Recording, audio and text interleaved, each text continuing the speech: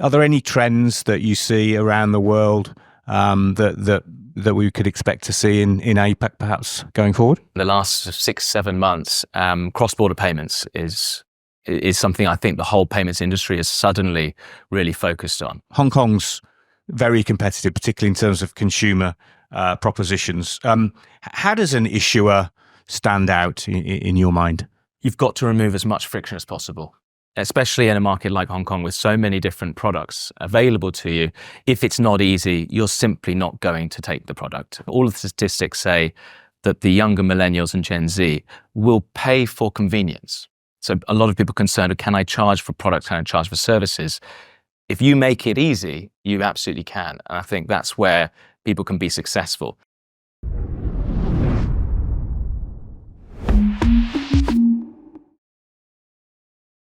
Yeah, hi everyone. My name's Erik Hakans. I've been based in Hong Kong since about 2007. On and off, I did a couple of years in Singapore as well. Which one do I choose? Debit, credit, prepaid, and why? Your licensing is your first decision maker, and then your business model is the second. So when we're looking at licensing, if you have a stored value facility license, most companies opt for prepaid. There are good reasons for that. However, there are opportunities to look at debit programs for that. If you're a full licensed company or your focus is on lending, typically you want to integrate your debit solutions first.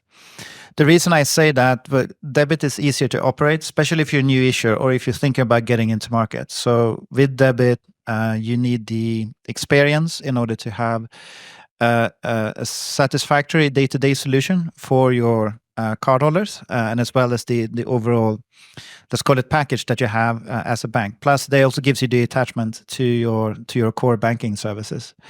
Credit is your secondary. I don't think they're mutually exclusive. In fact, they complement each other. I think we're seeing in this market the advancements on how that offering looks like. With credit, if your focus is a really good partner and you want to leverage their brand, so airline industry is a really good example of that.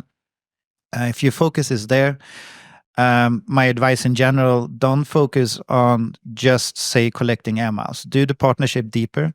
So the people that go for those cards actually have a close tie with those service providers to begin with. So make that relationship as healthy as possible rather than just a passive co-brand where you accrue miles. What other value-added benefits do you see that wins customers' hearts and minds and ultimately makes them become loyal?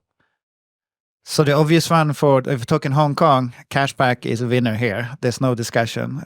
People do enjoy cashback. There are value-added benefits that customers don't see, which are much more interesting, I think, for the people in this room. It's one thing, people talk about data mining and information. It's another thing, ensuring correct access to information from payments. And this is a big problem I've seen across the industry for many years now. So if I'm going to give a really strong value add, first, when you're choosing your processing partner, first make sure that they actually will share the data with you, and that's not a given. You may have limitations in terms of what data you can receive due to PCI compliance, which is basically can you store card numbers and all of that. We specialize in solutions like this, so you don't actually need to be certified. We have clean reports that you can use. The second mistake I see from the value-added service is that once the data is available, it's not actually distributed within the organization. And that can have many reasons, but crucially, it can do with the various departments that use the data. So it goes from everything, customer service, loyalty, marketing, product team, and also from the management side when they're talking about analytics or predictive behavior of the customer base. What happens is that you see that we provide all of this data and it's not being utilized to its full value.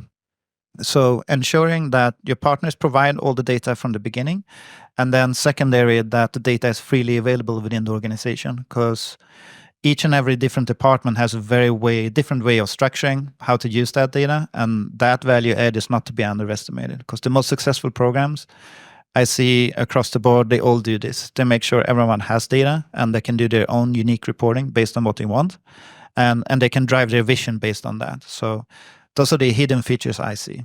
What emerging payment methods might challenge the dominance of traditional card? Well, I think we've certainly seen in this whole region that the rise of the wallet, whether it's Gcash or any of the others out there, and there's such a wide array here, and due to the population sizes, these can have huge actual usage, both within the domestic markets, but now increasingly, across multiple markets, and that's definitely a big challenge. I still, as I go back to my previous one, I don't think cards are going to die away, because you can't beat the card schemes yet for global acceptance. So as soon as people want to move away to or go to travel to another part of the world, being able to link a digital card to that wallet will become increasingly important. I think that might be the trend. It's going to be less about competition and saying, oh, well, there's another, the new QR method that's taking over in a particular market. It might be on how can I support and enable that. I think that's going to be really important.